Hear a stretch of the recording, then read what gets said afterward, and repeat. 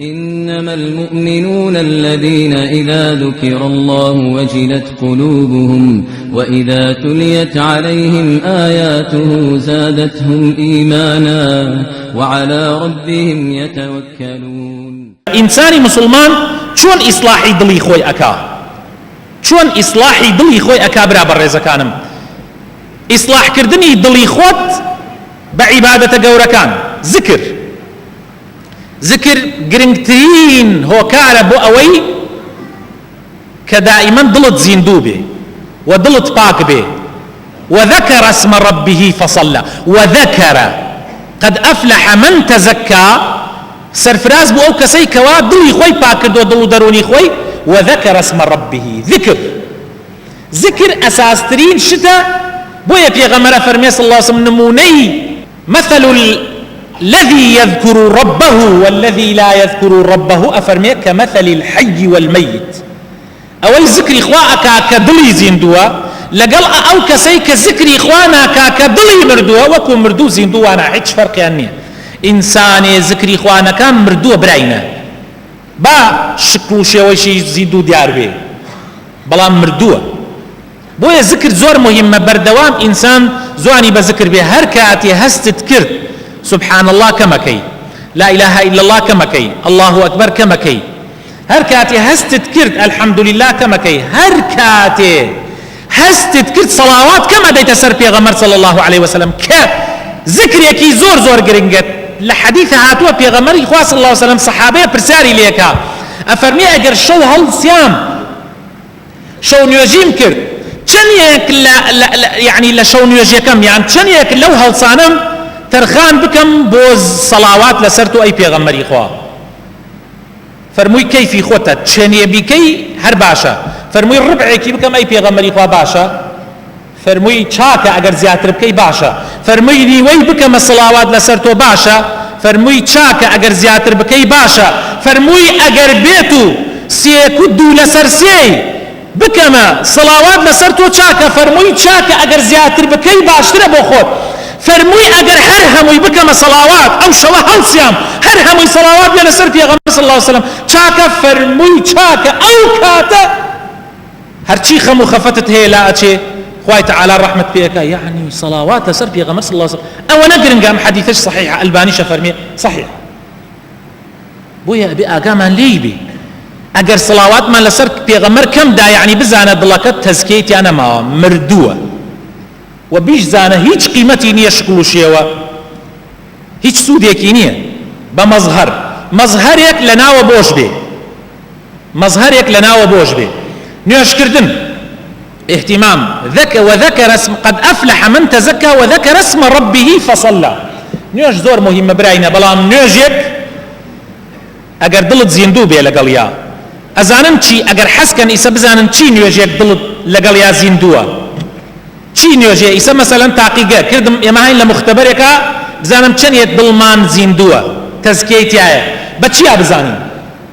هەر بەو قیاسەی خوای تەعالە کە لە قورئانی پیرۆزە فەرموویەتی ئین الصەلاة تەنها عن الفەحشاء والمنکەر نوێژ ئینسان لە خراپە و خراپەکاری بە دوور ئەگرێ تەزکیەش چی بوو تەزکیەش وتمان ئەوەیە کە دڵت حەز لە چاکە بکە و حەزیشکا لە خراپە بە دوور بێ براینە قیاسیکە تۆی نوێژگەر تۆ ئێستا لە جمعە هاتووی و پێنج فەرزە لەوانەیە تاو بدەی بۆ مزگەوت چەندیە لە خراپە و خراپەکاری دووری چەندێک لە معاملەکەی ناو بازارتە لەسەر شەریعەت ئەچی چەندێک لە دائیرەکەتە لەسەر شەریعەت ئەچی چەندێک لە هەموو کاروبارەکانی ژیانتە تۆ کرێکاری کاسبی مۆزەفی مدیری دائیرەیەکی مەسئولێکی لە دەوڵەتە چەندێک خراپە هاتە بەردەمت خۆتی لێلا ئەدەی هەوڵی چاکە ئەدەی ئەگەر زانیت باشی ئەوە بزانە دڵت زیندۆ نوێژەکەت سوودی هەیە ئەگەر خراپبی معنای وایە ئەو نوێژە نییە کە خوا ئەیەوێ ئیتر خۆتە خەڵەتێنی زەکات خۆ خێرە وانییە زەکاتدان خێرە پارە ئەدەی تۆ بۆ ناو نراوە زەکات هر بو ناو ناو زكاة بو خواي تعالى لقرآن أفرمي وبيغمر خذ أي بيغمر إخوة صلى الله عليه وسلم خذ من أموالهم صدقة اللي والبقرة تطهرهم وتزكيهم بها. هدف سركي لزكاة تطهير وتزكية. تطهير وتزكية شريك يك معناه، يعني باكيان كاتو ولا جناح، باكيان كاتو ولا حسودي، باكيان كاتو ولا خرابة كاري، باكيان كاتو ولا الرزيلي روجوش هرواية.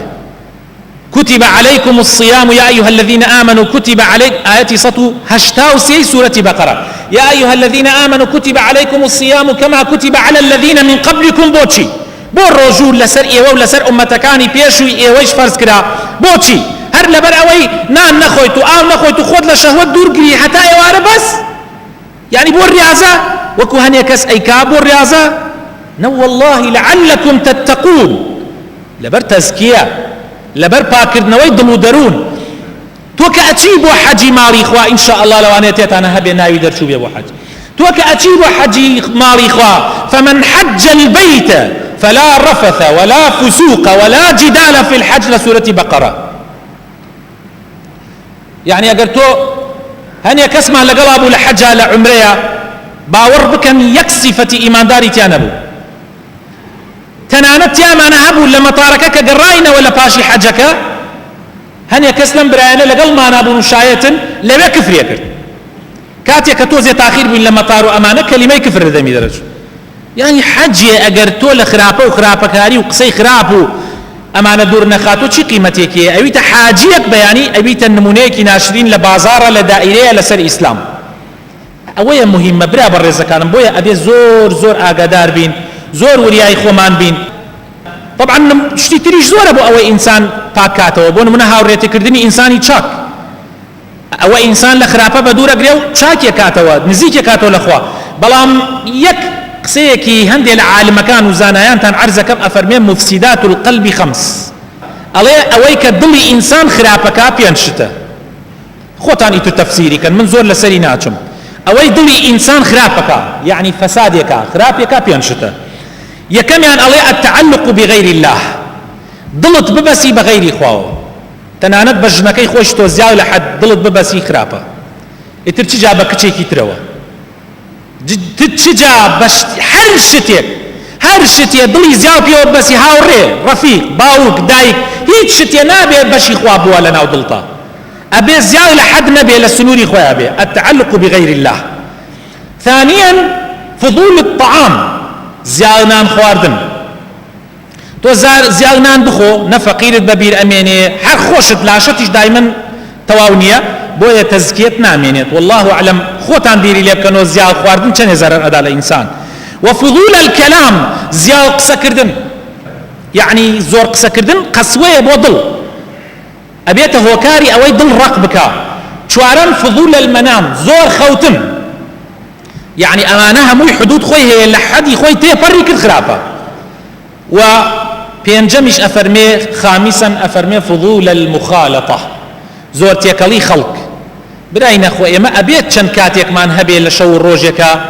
کەوا تایە لەگەڵ خوایە تەصفیەی حەساباتی خۆمان بکەین.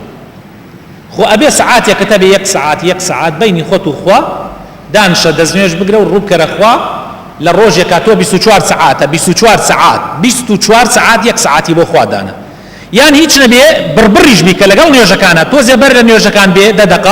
10 دقە دوای نوێژەکان دەرچۆ پەلە مەیە و پەلە بڕۆرۆ لە ڕکات ئەخیرا پێیا بگەیت و یەکسەر سەلامە داوە ڕابکەی بۆ لای ئیش. یا من ناڵێم لە دوکان لە بازار وا بکە، قەینا نوێژی نیمەڕۆ و نوێژی عەسری بازاڕت وا بکە قەینا، بەڵام خۆ نوێژی مەغریب، نوێژی عیشا، نوێژی بەیانیان 10 دقە پێش وەخت بێ، 10 دقە دوای ئەوە بڕۆ خۆت بە تاق و تەنیان لەوێ لە بەردەم دانشە و چاو بنوقێنە و دڵت ببەسە لەگەڵ خوایە و محاسبەیەکی خۆت بکە. زۆر گرنگە بۆ پاکردنەوەی دڵ.